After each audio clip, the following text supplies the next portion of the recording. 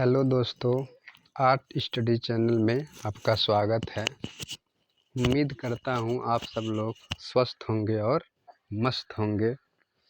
आज हम पढ़ेंगे जो सिंधु घाटी सभ्यता से संबंधित या प्रागैतिहासिक से भी संबंधित है, जिसे हम 20 क्वेश्चन कल के वीडियो में कवर किए थे। और आगे की तरफ आज हम पढ़ेंगे, ये दूसरा वीडियो है जो घटना चक्र का है, और इसमें जो है विभिन्न महत्वपूर्ण क्वेश्चनों को रखा गया है या डाला गया है, और इसको देखते हैं हम आगे। Question number 21। क्वेश्चन नंबर 21 है, नील नदी की घाटी में पनपी सभ्यता है। कौन सी है नील नदी में? बताइए आंसर। पहला कह रहा है सिंधु सभ्यता, दूसरा चीनी सभ्यता, चौथा तीसरा मिस्र की सभ्यता, और चौथा अर्थात डी है, क्या है, मेसोपोटामिया की सभ्यता। इसका आंसर क्या होगा? नील नदी कहाँ पे है, किस नदी किनारे पड़ती है? बताइए आंसर इसका। इसका आंसर क्या होगा? इसका आंसर होगा सी। ठीक, नील नदी की घाटी में पनपी सभ्यता को क्या कहते हैं? मिस्र की सभ्यता कहते हैं। ठीक, अब आगे की तरफ बढ़ते हैं हम लोग। इसमें थोड़ा सा इसका इंडेक्स में पढ़ते हैं, इसका डिटेल।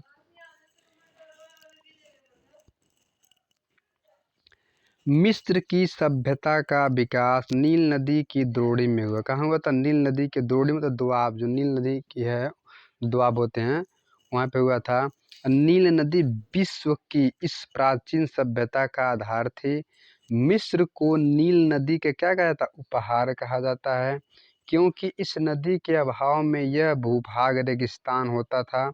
और मिस्र अफ्रीका महाद्वीप में ये क्या है, स्थित है नील नदी।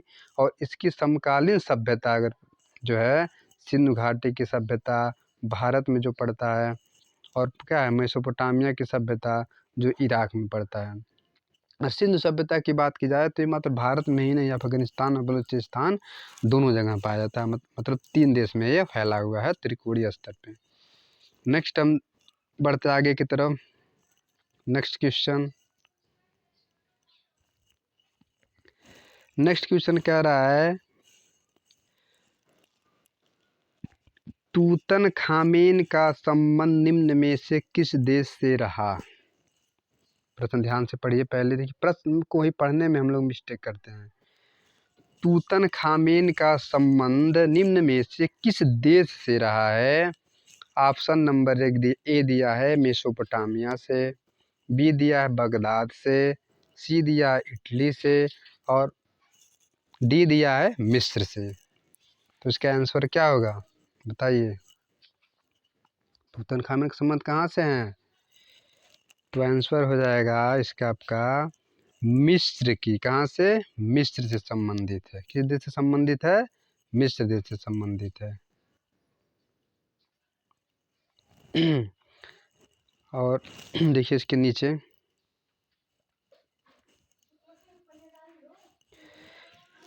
तूतनखामेन मिस्र की एक फैरो रहा। क्या रहा? फैरो रहा। नए शब्द को ध्यान दीजिएगा, फैरो रहा। फैरो प्राचीन मिस्र के शासकों के लिए आधुनिक चर्चाओं एवं इतिहास में प्रयोग किया जाने लगा क्या वाला शब्द है।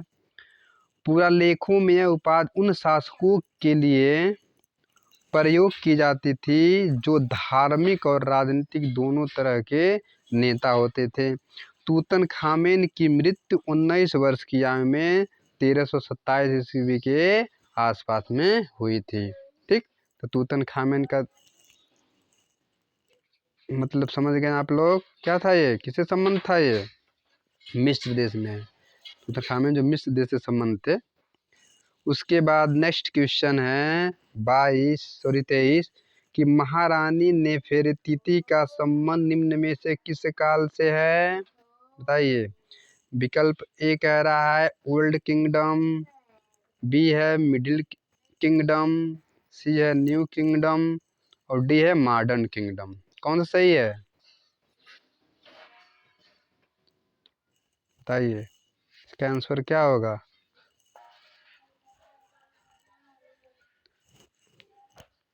इसका आंसर क्या होगा? देखिए इसका आंसर होगा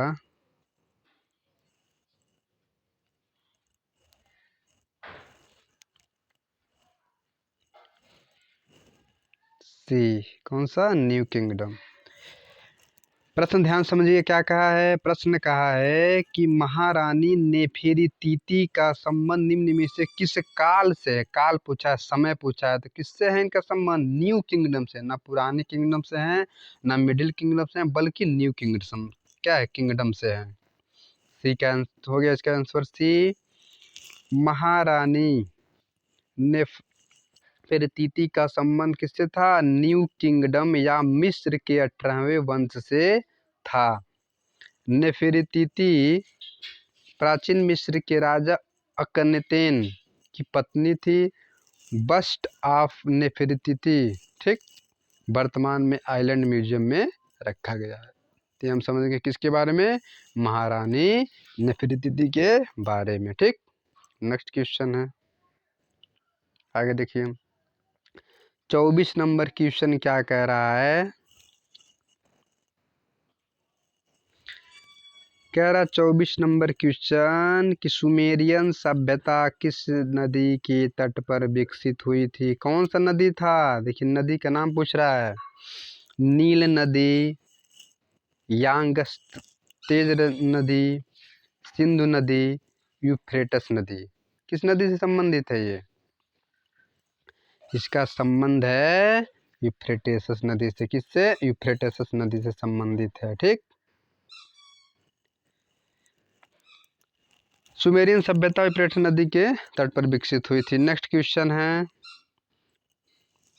25, कह रहा है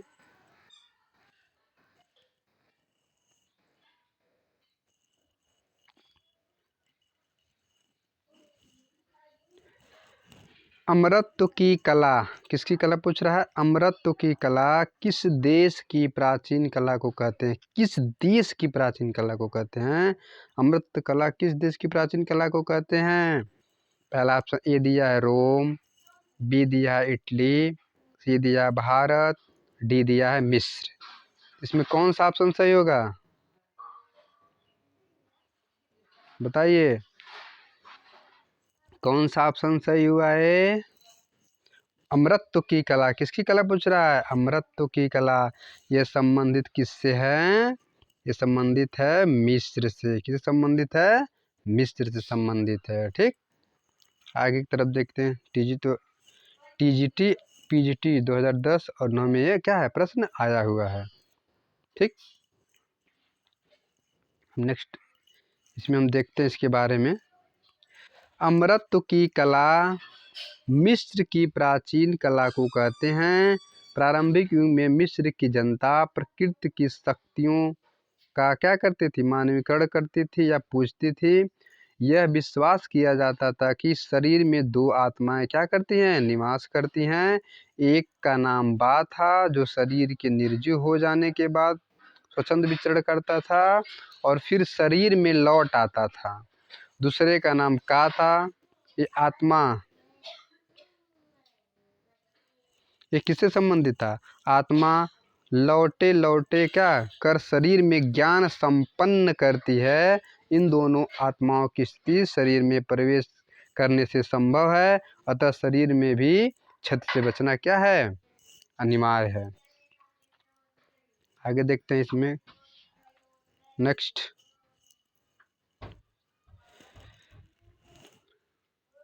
इस विचार और विश्वास के कारण शरीर को अनेक रसायनों से उपचारित करके पिरामिड में रखा जाता है। देखिए पिरामिड में जो मम्मी एक रासायनिक तत्व आता था, जो मर जाते थे उसके शरीर में लेप लगाकर उसको ऐसे तख्त बनाकर उसमें डाल कर रख दिया जाता था। वो कई वर्ष तक उसी तरह से क्या है, वो मम्मी पड़ी रहती थी। जो मृत था, मृत वाला जो आदमी रहता था वैसे के वैसे पड़ा रहता था। जब तक ईश्वर न्याय ठीक करके उसे एक विशेष द्वीप में रहने हेतु नहीं भेज देता जहाँ कि वो अपने भक्तों को भेजता है। संभवतः यही कारण था कि मिस्र निवासी अपने राजा रानियों के मृत शरीर को मम्मी बनाकर ताबूत में रखते थे। ताबूत जो बक्सा रहता लकड़ी का लोग बनाते थे या अन्य किसी चीज़ का भी बनाते रहे होंगे, तो उसमें क्या करते थे, उनको रख कर और उसमें मम्मी पोत कर लेप होता था रासायनिक, उसी में क्या करते रख देते थे। ठीक, अब आगे की तरफ हम बढ़ते हैं।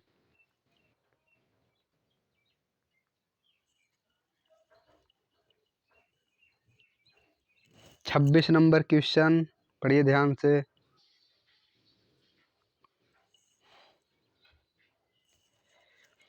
26 नंबर क्वेश्चन कह रहा है स्टोनहेंज अवस्थित है। अवस्थित मतलब पड़ा कहाँ है, बताइए।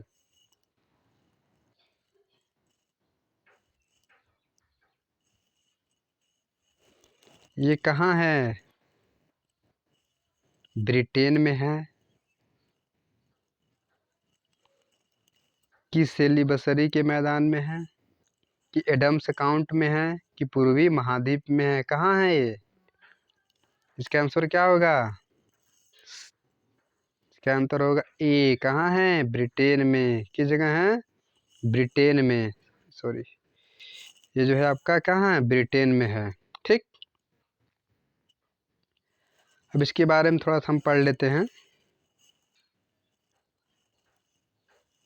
नीचे दिया हुआ है क्या चीज़ था ये। देखिए, स्टोन हेज ब्रिटेन की बिल्ट शायर, ध्यान दीजिएगा, काउंट, ध्यान इस वर्ड को ध्यान दीजिएगा, बिल्ट शायर काउंट में स्थित एक प्रसिद्ध प्रागैतिहासिक स्थल है। ये कौन सा स्थल है? प्रागैतिहासिक, जो आदिकाल के समय का है। इसमें अन्य कुछ तथ्य जुड़े हुए हैं। स्टोनहेंज एक महापाषाण शिलावर्त है, वही चीज़ दिया है, महापाषाण शिलावर्त है जिसमें 7 मीटर अर्थात 23 फीट से भी ऊंची शिलाओं को धरती पे खड़ा गाड़कर एक चक्र बनाया गया है। क्या था, कौन सा?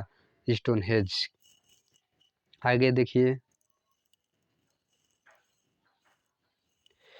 यहाँ पर जो है 3000 ईस्वी पूर्व काल के मानव कब्रों के चिन्ह मिलते हैं। इतने पुराने पुराने कब्रों को कैसे मिलते हैं चिन्ह में? उस मम्मी के द्वारा मिलते हैं। ठीक, आगे की तरफ बढ़ते हैं हम। क्वेश्चन क्वेश्चन दिया है 27 कह रहा है कि दुशाला ओढ़े, ठीक, योगी की मूर्ति किस खुदाई से प्राप्त हुई है? दुशाला ओढ़े, देखिए ये कहाँ से प्राप्त हुई थी? विकल्प देखिए,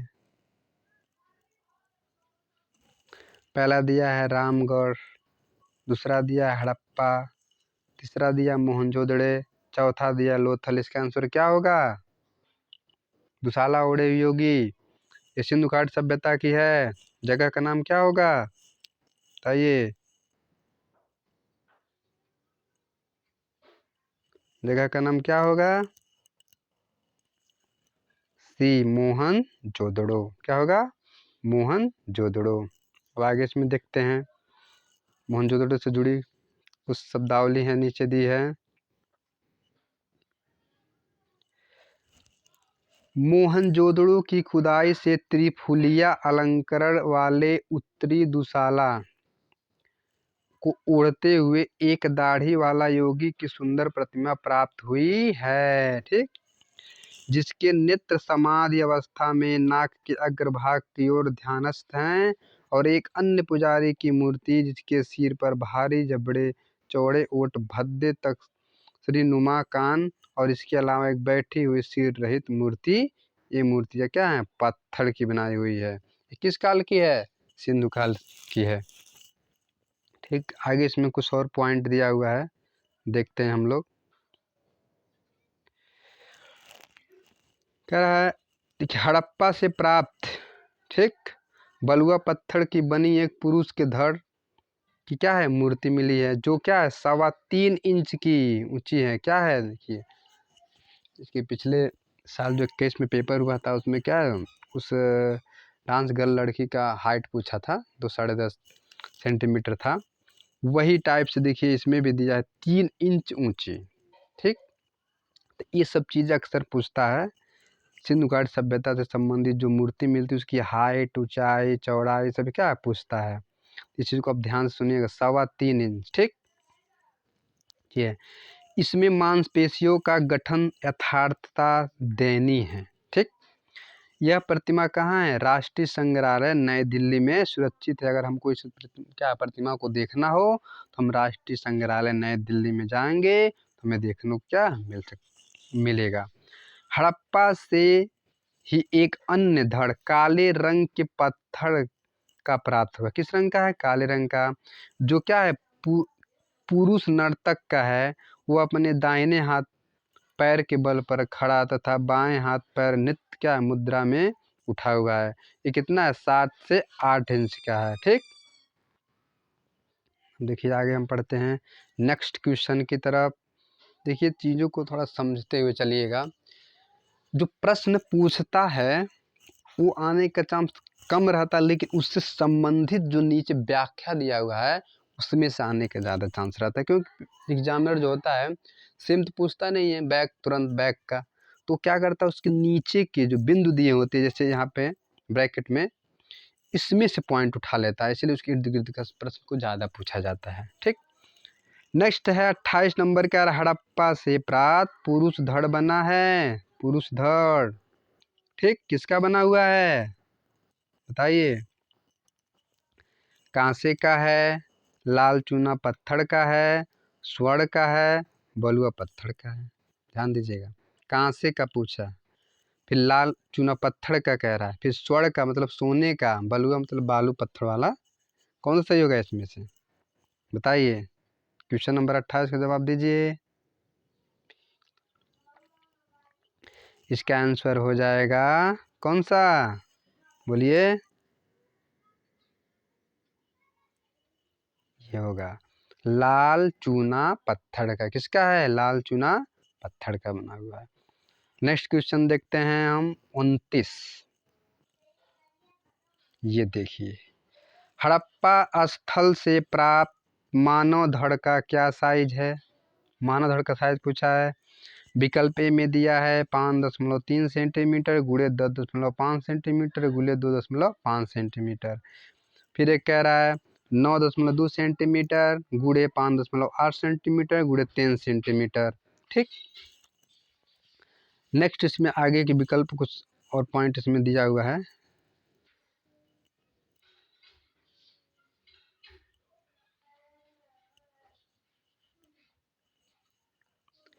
18 सेंटीमीटर ठीक गुणे 9.2 सेंटीमीटर गुणे 5 सेंटीमीटर। ठीक, फिर चौथा दिया 28 सेंटीमीटर गुणे 18 सेंटीमीटर गुणे 18 सेंटीमीटर। तो इसमें से विकल्प कौन सा सही होगा बताइए?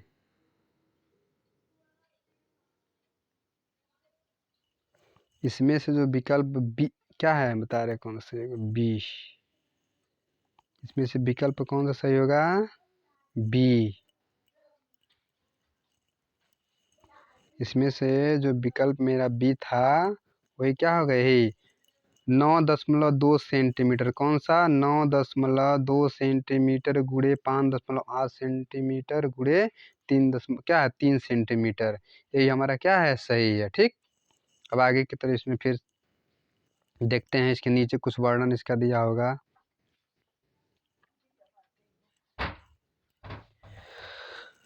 हड़प्पा स्थल से प्राप्त मानव धड़ का साइज देखिए 9.2 सेंटीमीटर गुणे 5.8 सेंटीमीटर गुणे 3 सेंटीमीटर। कितना है? 9.2 गुणे 5.8 गुणे कितना है? 3 सेंटीमीटर। ठीक, कितना है? ओके, चलिए आगे बढ़ते हैं हम लोग। नेक्स्ट 30 नंबर क्वेश्चन कह रहा है कि सिंधु घाटी सभ्यता से प्राप्त मानव धड़ में चल शरीर के अंग थे, क्योंकि क्या उसमें थी? कह रहा है सिंधु घाटी सभ्यता से प्राप्त जो मानव धड़ में चल शरीर के अंग थे, क्योंकि उसमें क्या ऐसी चीजें थी जिससे मानव धड़ क्या है? चल शरीर के अंग माने जाते थे। बताइए, पहला खूंटी, दूसरा है सुराख, तीसरा है गोलाकार कोटर या कील। क्या इसमें से सही होगा बताइए?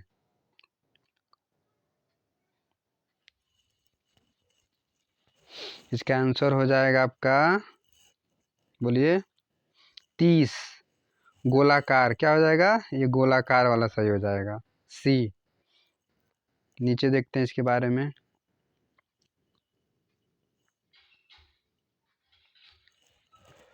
सिंधु घाटी सभ्यता से प्राप्त मानव धड़ में चल शरीर के अंग थे, क्योंकि उसे गोलाकार कोटर, ठीक, कहते थे। कौन सा, गोलाकार कोटर, सर्कुलर स्कोटेक्स कहते थे इसको। धड़ के सामने वाले हिस्से को विशेष मुद्रा में सोच समझ कर बनाया गया था, ठीक, सोच समझ कर बनाया गया था। आगे की तरफ देखते हैं हम। नेक्स्ट 31 नंबर क्वेश्चन है, कह रहा है कि हड़प्पा में पाई गई पुरुष धड़ की मूर्ति जो राष्ट्रीय संग्रहालय दिल्ली के संग्रहण में है, किस पत्थर से बनाई गई है। इस चीज को ध्यान से पहले समझिए। हड़प्पा में पाई गई पुरुष धड़ की मूर्ति जो राष्ट्रीय संग्रहालय दिल्ली के संग्रहण में रखा गया है, वह किस पत्थर का बनाया गया था।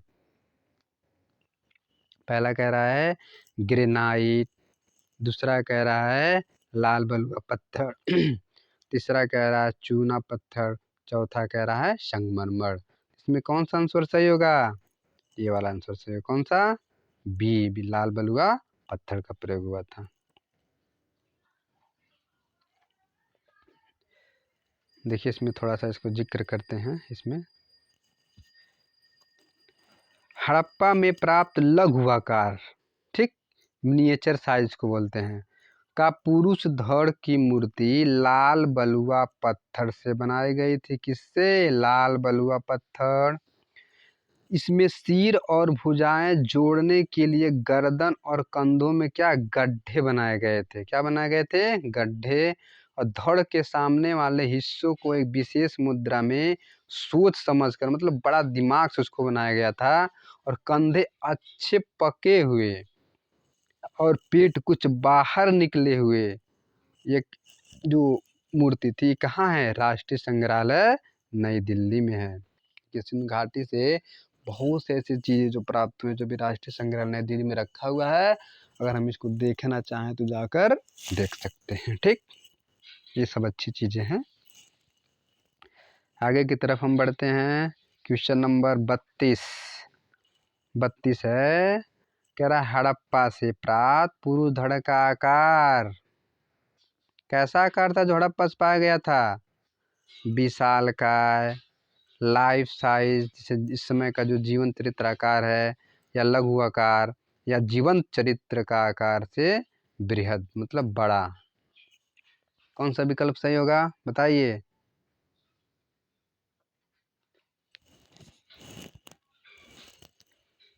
छोटा, लघु आकार, कौन सा आकार, लघु आकार। कौन सा आकार है सही, लघु आकार, ठीक। आगे तरफ देखते हैं। नेक्स्ट क्वेश्चन 33 कह रहा, हड़प्पा से प्राप्त पुरुष धड़ की प्रखरता, प्रखरता क्या है जो हड़प्पा से पाई गई है, पुरुष धड़ क्या प्रखरता है उसकी, शैलीगत है, अमूर्त है, योजनाबद्ध है, कि वास्तविक है। क्या सही होगा इसमें से, विकल्प बताइए। 33 आंसर दीजिए। 33 का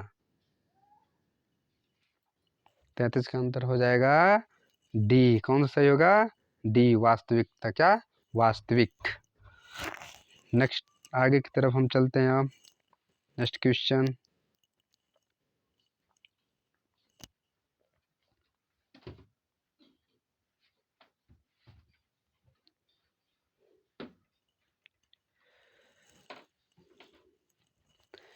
ये उसमें जो है दिया हुआ कि हड़प्पा से प्राप्त धड़ की प्रखरता वास्तविक या अथार्थ, वास्तविक अर्थ होता है अथार्थ, समझिए।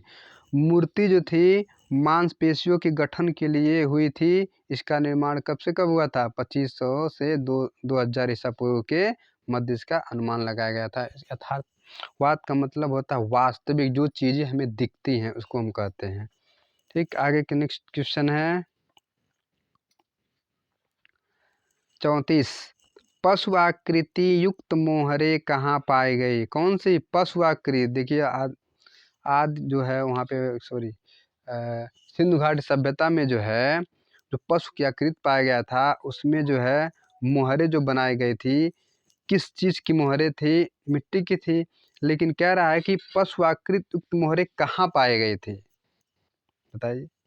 तो आंसर हम तो बता दिए इसमें, कौन सही होगा? फिर भी पहला दिया राजघाट, सारनाथ, नालंदा और मोहनजोदड़ो। इसका आंसर क्या होगा बताइए, आंसर दीजिए।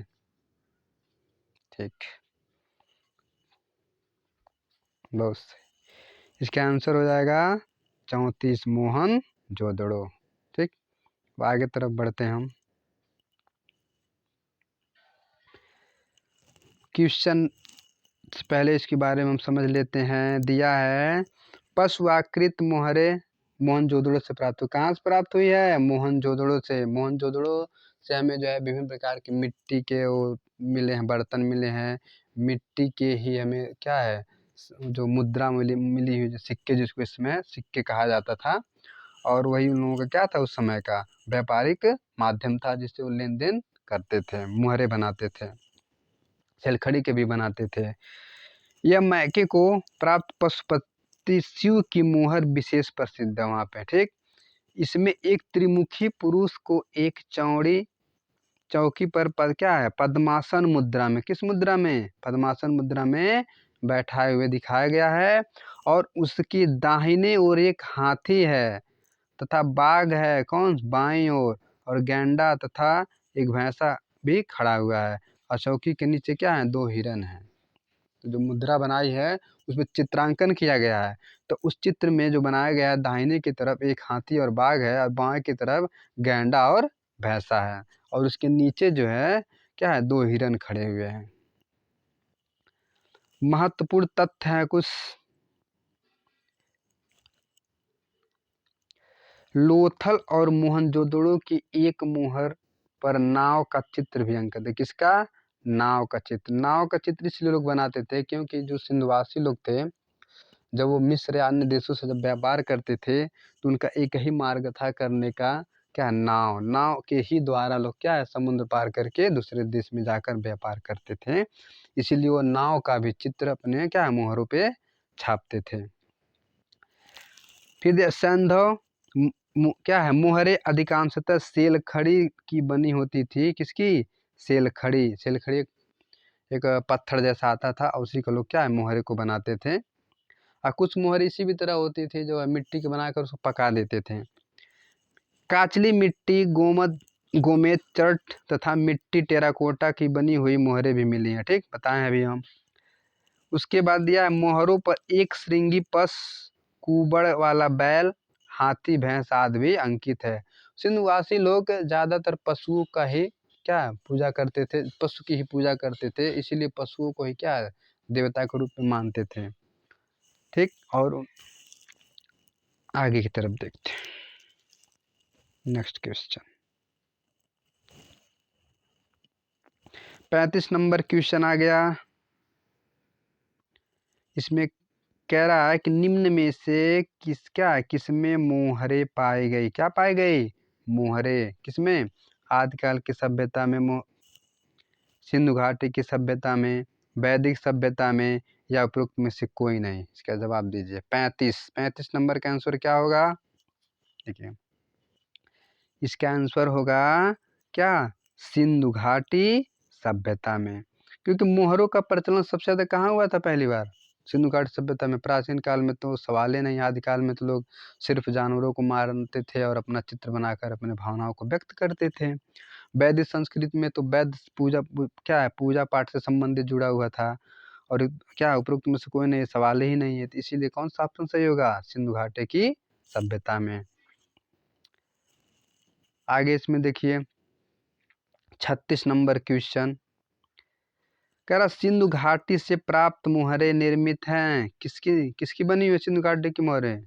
विकल्प नंबर 1 ए कह रहा है चूना पत्थर से, बी कह रहा है कांस्य धातु से, सी कह रहा है बलुआ पत्थर से, और डी कह रहा है क्या है स्टेटाइट पत्थर से। किससे बनाया गया है बताइए। 35 नंबर का आंसर दीजिए, सॉरी 36 का। इसका आंसर क्या होगा? कांस्य धातु। क्या होगा? कांस्य धातु। ठीक।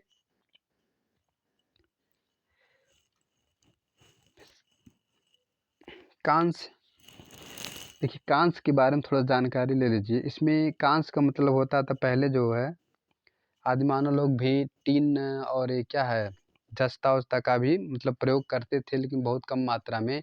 जैसे ही सिंधु काल शुरू होता है, तो इस समय लोग जो है क्या है कांसे का यूज ज़्यादा करते थे।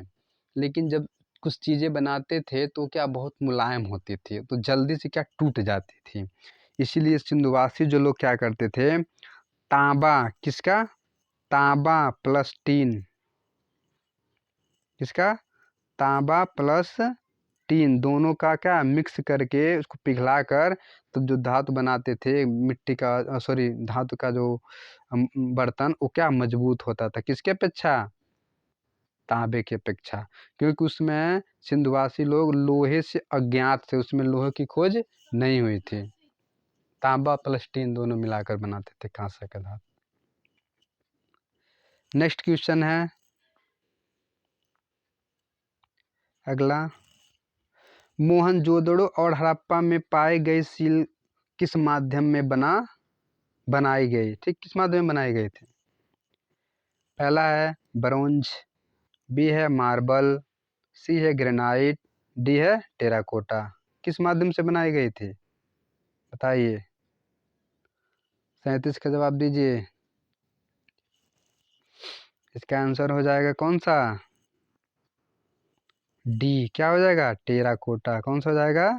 टेराकोटा इसका आंसर सही हो जाएगा। ठीक, आगे इसमें देखते हैं। ये चीज़ें हम बता चुके हैं आप लोगों को। अब आगे की तरफ नेक्स्ट क्वेश्चन की तरफ चलते हैं।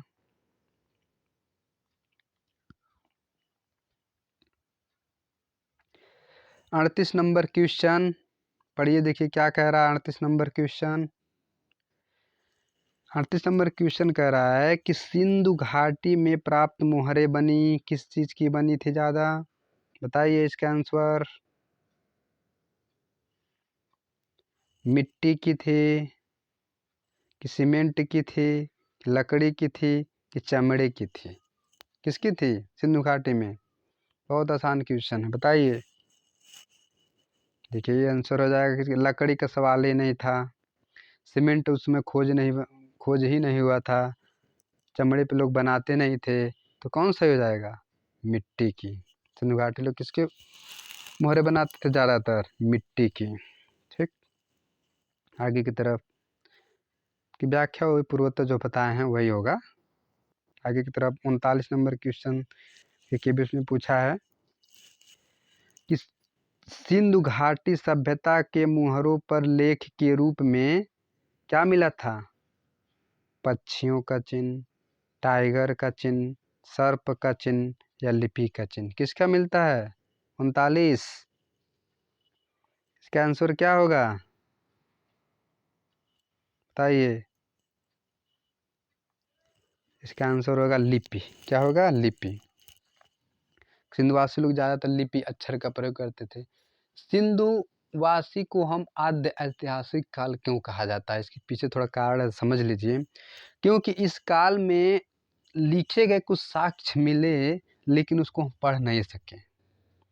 ठीक, क्योंकि उस समय अक्षर पाया गया था, लेकिन उसको हम पढ़ने क्या है योग्य नहीं कोई था।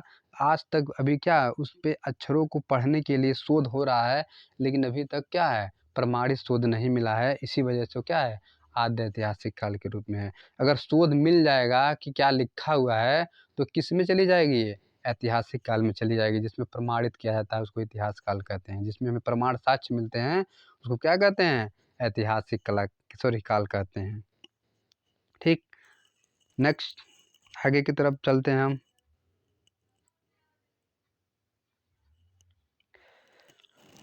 कुछ चीज़ें इसमें हैं, देख लेते हैं, तब बढ़ते हैं आगे की तरफ।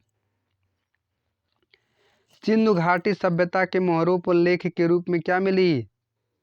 चित्रलिपि मिली, जिसे अभी तक पढ़ा नहीं जा सका। क्या किया गया? पढ़ा नहीं जा सका।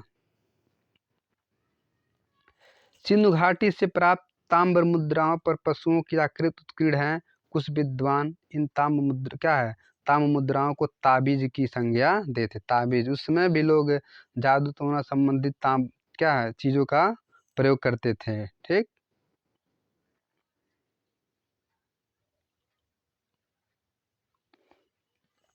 आगे की तरफ चलते हैं हम, नेक्स्ट क्वेश्चन की तरफ बढ़ते हैं। 40 नंबर क्वेश्चन के डिस्प्ले पर आ गया, बताइए क्या होगा। प्रश्न कह रहा है कि 40 सिंधु घाटी सभ्यता से प्राप्त मुहरों में कौन सी लिपि प्रयुक्त की गई। कौन सी लिपि उपयोग की गई थी। ऑप्शन ए कह रहा है क्यूनिफॉर्म, बी कह रहा है हायरोग्लिफ, सी कह रहा है चीनी लिपि, डी कह रहा है देवनागरी लिपि। कौन सी लिपि का प्रयोग किया गया था, बताइए। आंसर क्या होगा इसका। इसका आंसर हो जाएगा आपका बी, हायरोग्लिफ लिप। कौन सी लिप हो जाएगी, हायरोग्लिफ लिप। ठीक, नेक्स्ट में थोड़ा सा दिया है।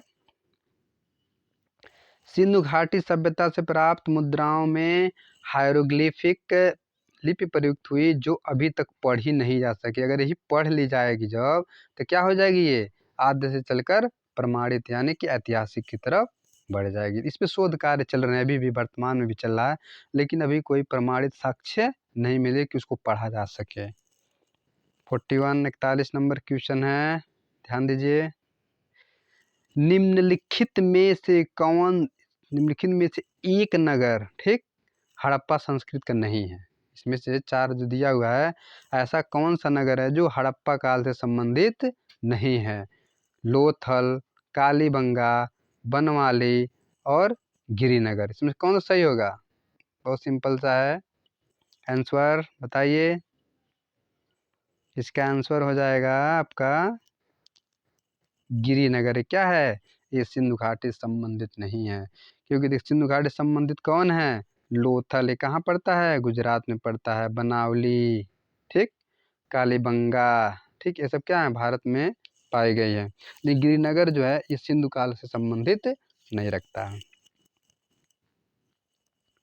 नेक्स्ट कुछ पॉइंट है।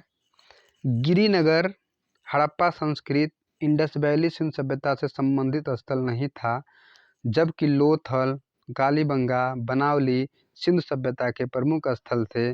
और लोथल गुजरात में, ठीक, कालीबंगा राजस्थान में तथा बनावली क्या है, हरियाणा में स्थित है।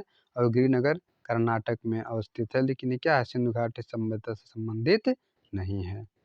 नेक्स्ट है क्वेश्चन, हड़प्पा का संबंध किससे है, बताइए। इंडस वैली से है, मिस्र से है, ईरान से है या ग्रीक से है। बताइए, 42 नंबर क्वेश्चन का जवाब दीजिए। बहुत सिंपल है। सिंधु घाटी सभ्यता को एक और नाम से जानते थे हम लोग, किस नाम से जानते थे, बताइए। इसको हम लोग किस नाम से जानते थे, उसको इंग्लिश शब्द था इंडस वैली से। किससे मानते थे, इंडस वैली से। आगे की तरफ देखते हैं। 43 नंबर क्वेश्चन, 43 नंबर दिया है, पुरातात्विक महत्व का स्थल लोथल कहाँ स्थित है। पुरातात्विक महत्व सबसे इम्पोर्टेंट लोथल है। लोथल को इम्पोर्टेंट इसलिए माना जाता है क्योंकि सिंधु घाटी सभ्यता का ये एक ऐसा स्थल था जिसे हम व्यापारिक केंद्र भी कहते थे। और उस समय का व्यापारिक केंद्र लोथल ही था, क्योंकि यहीं से ही हमें विभिन्न प्रकार के व्यापारिक चिन्ह मिले हुए हैं। और लोग क्या यहीं से ही आपस में लेन देन करते थे, एक देश से दूसरे देश। इसलिए उसका क्या है, वाणिज्य विभाग भी कहा जाता था लोथल को।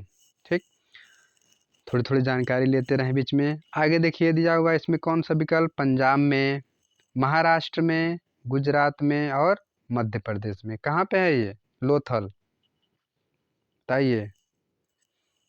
गुजरात, सी कौन सा है, गुजरात में। ठीक,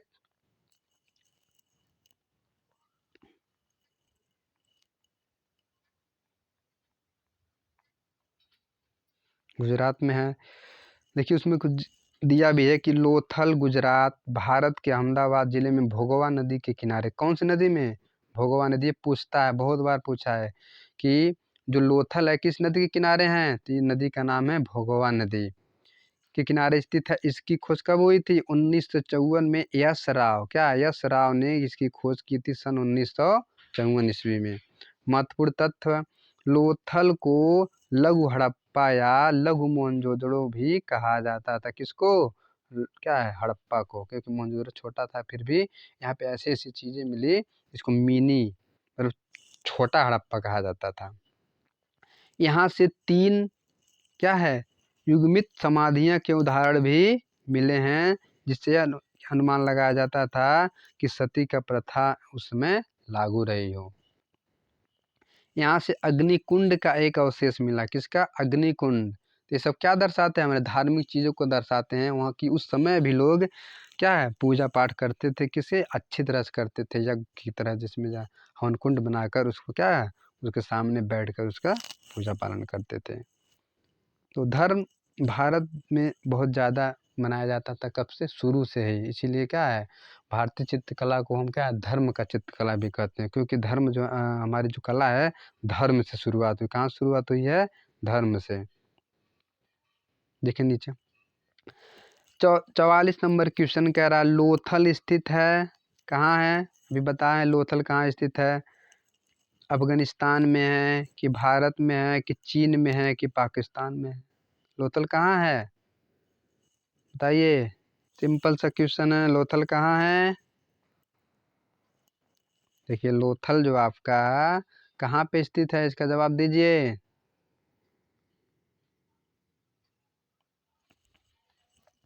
गुजरात में है। किस देश, भारत में, किस जगह है, गुजरात में है। कहाँ पे, भारत में। राज्य कौन सा है, गुजरात। कौन सा राज्य है, गुजरात। ठीक, आगे क्वेश्चन दिया है 45 नंबर दिया है कि निम्नलिखित में से सिंधु घाटी सभ्यता की यह जगह क्या है, गुजरात में कहाँ है। प्रश्न ध्यान समझिए, कह रहा है लिखित में सिंधु घाटी सभ्यता की यह जगह गुजरात में कहाँ है। कौन सी है, हड़प्पा की है कि राखीगढ़ी कि हड़प्पा कि कालीबंगा कि लोथल, बताइए। 45 का आंसर दीजिए।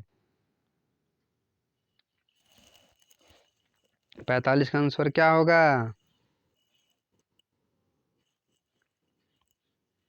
हड़प्पा होगा। क्या होगा, सॉरी इसका आंसर, एक सेकेंड, लोथल होगा, लोथल। क्या होगा, लोथल, लोथल। 46 नंबर क्वेश्चन है, हड़प्पा सभ्यता के स्थल लोथल और धौलावीरा कहाँ स्थित है। लोथल और धौला ये कहाँ है, भारत में, किस जगह, गुजरात में। कहाँ, भारत के गुजरात में स्थित है। ठीक,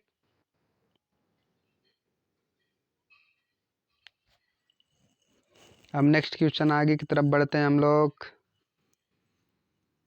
क्वेश्चन पढ़ने से पहले थोड़ा सा डिटेल जान लेते हैं कि हड़प्पा सभ्यता के प्रमुख स्थल जो लोथल और रंगपुर और धौलावीरा कहाँ है, गुजरात में पड़ता है। कालीबंगा राजस्थान में पड़ता है और आलमगीर भी उत्तर प्रदेश बनावली क्या है और राखीगढ़ हरियाणा में पड़ता है। तो ये सब चीज़ें हम लोग जान लिए। अब आगे की तरफ हम पढ़ते हैं नेक्स्ट क्वेश्चन 47 नंबर क्वेश्चन क्या कह रहा है, निम्न में से स्थित सिंधु घाटी स्थल का नाम, ध्यान दीजिएगा, सिंधु घाटी स्थल का नाम पूछ रहा है। कौन सा आंसर होगा इसका, बताइए। सिंधु घाटी के स्थल में कौन कौन सा पड़ता है, इसके आंसर बताइए। लोथल, धौलावीरा, कालीबंगा, हड़प्पा। ये जो है आंसर जो क्या है, विकल्प जो बनाया है एग्जामिनर, इसमें गलत बना दिया है। इसमें जो है देखिए, लोथल भी सिंधु से संबंधित है, गुजरात भी सिंधु घाटी से संबंधित है और कालीबंगा भी है और हड़प्पा। चारों विकल्प क्या है, सही होगा। ठीक, तो इसका जो है आंसर चारों माना जाएगा। ठीक, देखिए स्टार भी लगा दिया, क्योंकि जब चारों एक ही जगह हैं, उसी के बारे में पूछ रहा है, तो क्या है विकल्प में वो गलत कर दिया। चारों क्या है, सेम सिंधु घाटी सभ्यता के स्थल का नाम दे दिया है। चलिए नेक्स्ट क्वेश्चन है, आगे की तरफ बढ़ते हैं हम 48 की ओर। लोथल और कालीबंगा दोनों क्या है, ये क्या है दोनों? गुजरात में स्थित हैं, पूर्व मौर्यकालीन स्थल हैं, हड़प्पा स्थल हैं, उपरोक्त में से एक क्या है, में से एक से अधिक, या उपरोक्त में से कोई नहीं। बताइए कौन सा सटीक उत्तर माना जाएगा इसमें, बताइए आप लोग। तो इसका आंसर क्या होगा, बोलिए। इसका आंसर देखिए, है तो ये गुजरात में दोनों, लेकिन अगर इसका आंसर देखा जाए तो हड़प्पा स्थल है। ये कह रहा है लोथल और कालीबंगा दोनों क्या है, ये हड़प्पा का एक स्थल है। क्या है, हड़प्पा का एक स्थल है। ठीक, तो इसका आंसर है, ये सही होगा सी। कौन सा सही होगा, सी। आगे की तरफ बढ़ते हैं।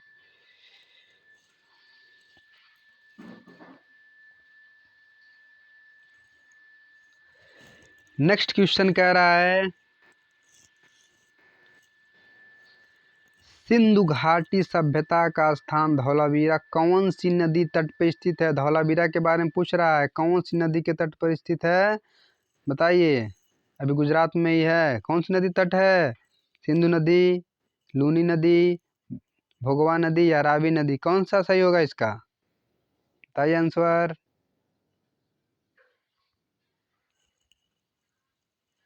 इसका आंसर बताइए।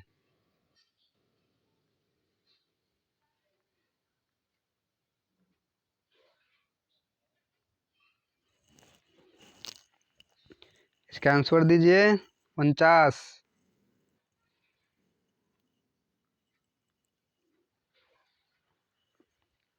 सिंधु घाटी सभ्यता का स्थान धौलावीरा कौन सी नदी तट पर स्थित है? आंसर बताइए। इसका आंसर हो जाएगा सिंधु नदी। कौन सा हो जाएगा, सिंधु नदी। धौलावीरा की बात कर रहा है। नेक्स्ट क्वेश्चन पढ़ते हैं, आगे की तरफ बढ़ते हैं।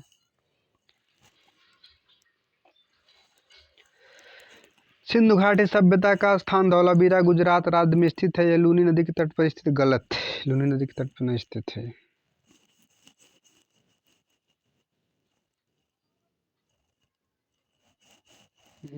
एक मिनट, एक मिनट।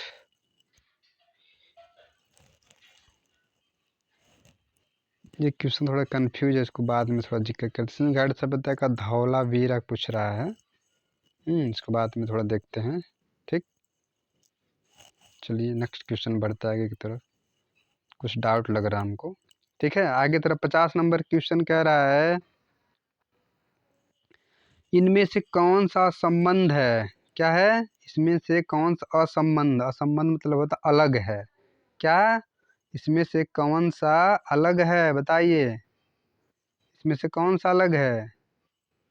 मिर्ज़ापुर, सिंघनपुर, भीमबेटका, बाघ, इसमें से कौन सा अलग है, बताइए आंसर। आंसर हो जाएगा, कौन सा आंसर होगा, डी। क्या, बाघ। देखिए क्यों, क्योंकि मिर्ज़ापुर क्या किस संबंधित है, प्रागैतिहासिक कला से। सिंघनपुर किससे संबंधित है, प्रागैतिहासिक कला से। भीमबेटका किस संबंधित है, प्रागैतिहासिक कला से। और बाघ जो है इस मतलब जो इसके बाद के काल की है। ठीक है, अजंता अजंता के समय की है। ठीक, आगे की तरफ बढ़ते हैं। नेक्स्ट, ये कुछ इसके बारे में दिया हुआ है, तो थोड़ा जानकारी ले लेते हैं। ठीक, बाघ की गुफा का संबंध किस धर्म से है, बौद्ध धर्म की चित्रकला से है। जबकि शेष विकल्प का संबंध प्रागैतिहासिक कला से है। बाघ गुफा मध्य प्रदेश के धार जिला में विंध्य पर्वत की दक्षिणी ढलान पर स्थित है। धार जिला है कहाँ पे, एमपी में। कुछ इतिहासकार इसे चौथी एवं 5वीं सदी के समय मानते हैं, इसके निर्माण काल का। ठीक, और अधिकांशतः इसको 7वीं शताब्दी मानते हैं। ठीक, तो विकल्प देखा जाएगा उसमें तो पश्चिमी दिया रहेगा, पश्चिमी मारा जाएगा। तो क्या सॉरी, चौथी और पश्चिमी सदी के निर्मित अधिकतर लोग 7वीं सदी में मानते हैं। समझे किस सदी में? 7वीं सदी में मानते हैं। ओके, कुछ महत्वपूर्ण तथ्य दिया हुआ है, इसको देख लेते हैं हम लोग। ठीक है, कह रहा बाघ, पहले समझिए महत्वपूर्ण तथ्य क्या है। बाघ गुफा को स्थानीय लोग क्या कहते थे? पंच पांडव गुफा के नाम से जानते थे। मिर्जापुर के क्षेत्र से 100 से अधिक शैलाश्रय मिले और तथा गुफाएं भी प्राप्त हुए। सिंघनपुर ग्राम में 50 चित्रित शिलाश्रय एवं गुफाएं मिली। गुफाएं रेतीली चट्टानों क्या में स्थित थी।